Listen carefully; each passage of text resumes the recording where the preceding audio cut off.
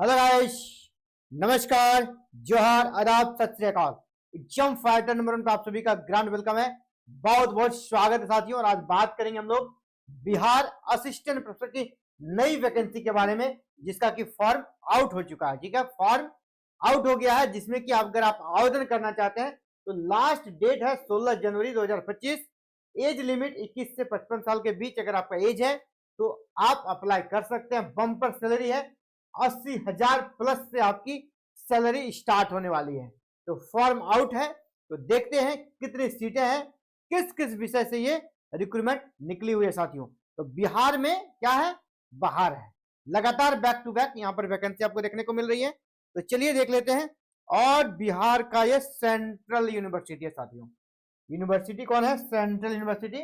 और काफी प्रतिष्ठित आपका नाम है इस यूनिवर्सिटी का, south Bihar central university, central university of south Bihar. ठीक है, यहां से भर्ती आई है दक्षिण बिहार केंद्रीय विश्वविद्यालय। और यहां पर केंद्रीय विश्वविद्यालय है, मतलब आप किसी भी स्टेट से हैं, आप जिस कैटेगरी से हैं उस कैटेगरी के तहत आप अप्लाई करेंगे, आपको रिजर्वेशन का भी पूरा लाभ मिलेगा। हालांकि यहाँ टीचिंग में और भी पोस्ट है, एसोसिएट है और प्रोफेसर है और असिस्टेंट, तीनों टाइप की वैकेंसी है। लेकिन हमारा जो फोकस रहेगा पे लेवल 10 वाला 57,700 से 1,82,423 के वाला असिस्टेंट प्रोफेसर पे, क्योंकि असिस्टेंट प्रोफेसर में ही फ्रेशर्स अप्लाई करते हैं। जो एसोसिएट और प्रोफेसर वही बनते हैं जो ऑलरेडी जिनके पास टीचिंग एक्सपीरियंस है साथियों। तो चलिए अब समय आ गया है, सबसे पहले देखते हैं किस किस विषय से ये वैकेंसी आई हुई है। चलिए सब्जेक्ट का लिस्ट पे चलते हैं और क्या प्रोसेस रहेगा सिलेक्शन का, और किस प्रकार आपका यहाँ सिलेक्शन का जो प्रोसीड्यूर है, क्या एग्जाम होगा या एपीआई होगा, इन सभी मैटर्स पे बात करने वाले हैं। तो चलिए सबसे पहले देखिए यहाँ पर क्या दिया है, स्कूल या डिपार्टमेंट, या टोटल नंबर ऑफ पोस्ट, यहाँ पे दिया प्रोफेसर का, यहाँ एसोसिएट प्रोफेसर का पोस्ट कितना है और यहाँ पे असिस्टेंट प्रोफेसर का पोस्ट कितना है। ठीक है, तो चलिए देखते हैं। सबसे पहले डिपार्टमेंट ऑफ एग्रीकल्चर, और आपको एग्रीकल्चर का बहुत सारा ब्रांच दिख रहा होगा। एग्रीकल्चर में यहाँ पे 1 2 3 4 5 6 7 8 9 10 ब्रांचेस है एग्रीकल्चर में। और यहाँ पर वैकेंसी कितनी है असिस्टेंट प्रोफेसर की, यहाँ पे देखिएगा, मैं इसे अलग कलर से कर देता हूँ, असिस्टेंट को मैं रेड से कर देता हूँ। ये है असिस्टेंट प्रोफेसर की वैकेंसी यहाँ पर। ठीक है, यहाँ पर देखिए कितनी वैकेंसी है, एक बार से फिर से मैं दिखाना चाहूंगा, क्योंकि जो नंबर ऑफ पोस्ट था वो थोड़ा ओवरलैप हो गया था। तो चलिए अब ठीक है। तो देखिए एग्रीकल्चर में कितनी सीटें हैं, अच्छी सीटें हैं। यहाँ पर यूआर में 5 दिख रहा है, एससी में 2, एसटी में 1, ओबीसी में 3 और ईडब्ल्यूएस में, यानी 5 2 7 8 और 3 11 और 1 12, यानी 12 पोस्ट है एग्रीकल्चर में। और सेंट्रल यूनिवर्सिटी में अगर 12 पोस्ट है किसी सब्जेक्ट में तो अच्छा पोस्ट इसे माना जाएगा साथियों। तो यहाँ पर अलग अलग देखिए, एग्रीकल्चर एक्सटेंशन एजुकेशन है, प्लांट पैथोलॉजी, सॉइल साइंस, इसके बाद entomology, agronomy, horticulture, agricultural economics, इसके बाद livestock production management, farm machinery and power engineering, इसके बाद जेनेटिक एंड प्लांट ब्रीडिंग। सभी ब्रांचेज जो है ये एग्रीकल्चर के हैं। उसमें टोटल ओवरऑल यहाँ पे 12 सीट आपको दिख रही है। अलग अलग किस कैटेगरी का कितना यहाँ पे आप देख पा रहे होंगे। ठीक है, लास्ट वाला आपको दिख रहा होगा किस कैटेगरी में कितनी सीटें हैं, यहाँ पे आपको स्पष्ट तरीके से दिख रहा है। तो चलिए अगला जो सब्जेक्ट है वो देखते हैं, school of mathematics, statics and computer science, यहाँ भी भर्ती है। और यहाँ पर देखिए आपका मैथमेटिक्स, स्टैटिक्स और कंप्यूटर साइंस, ये 3 विषयों में यहाँ पे भर्ती किसमें है, मैथमेटिक्स में 1 सीट है एससी के लिए और स्टैटिक्स में 1 सीट है यूआर के लिए। अब यहाँ पर देखिए फिजिकल एंड केमिकल साइंस में फिजिक्स केमिस्ट्री में वैकेंसी है, और फिजिक्स में 1 सीट है, केमिस्ट्री में भी 1 सीट है। School of earth biological and environmental science, यहाँ पर भी वैकेंसी है। अलग अलग सब्जेक्ट देखिए, डिपार्टमेंट ऑफ बायो इन्फॉर्मेटिक्स, फिर यहाँ पर environmental science, life science, geography और जियोलॉजी। इसमें से आपका इन्वायरमेंटल साइंस में भी वैकेंसी है, लाइफ साइंस में भी 1 सीट है, और फिर आपका ज्योग्राफी में भी है। इन 3 विषयों में वैकेंसी है। देखिए सेंट्रल यूनिवर्सिटी जब भी वैकेंसी आती है ना, वहाँ ऐसे ही सीटें रहती हैं अधिकतर विषयों में, लेकिन यहाँ पर एग्रीकल्चर में अच्छा सीट है। और जितनी भी सीटें हैं ना, इसको सेंट्रल यूनिवर्सिटी के कॉन्टेक्स्ट में देखिएगा तो बहुत शानदार सीटें हैं, है ना। इतनी भी सीटें नहीं आती है सेंट्रल यूनिवर्सिटी में, ये अच्छी अपॉर्चुनिटी आपके लिए। तो इसको आप लोग, अगर आप एलिजिबल हैं, कौन एलिजिबल है इस पर बात करेंगे, तो जरूर अप्लाई कीजिएगा। सेंट्रल यूनिवर्सिटी में ऐसा अवसर कम मिलता है।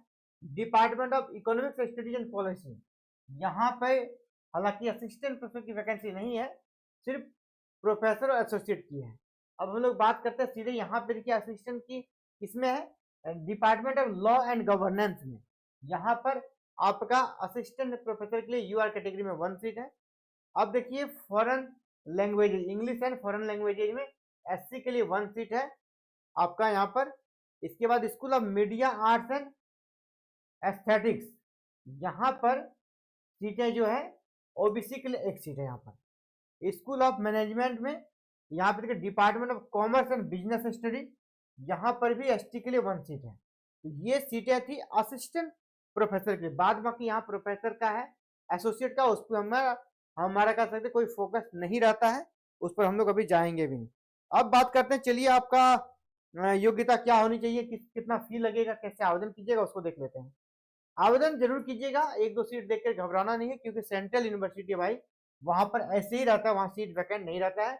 जब भी 1-2 सीट भी वैकेंट रहता है, वैकेंसी वहां पे आ जाता है। तो देखिए यहाँ पे क्या करें, all the candidates who had applied against advertisement number, इसका हालांकि विज्ञापन पहले आया था, कारण जिसने अप्लाई कर दिया था उसको यहाँ पर फिर से आवेदन करना है, लेकिन नीड नॉट पे द एप्लीकेशन फी, उनको एप्लीकेशन फी यहाँ पर नहीं लगेगा। ये क्लियर है। ये वैकेंसी पहले भी आई थी, तो उसमें जो उसने आवेदन किया है उसको आवेदन नहीं करना है।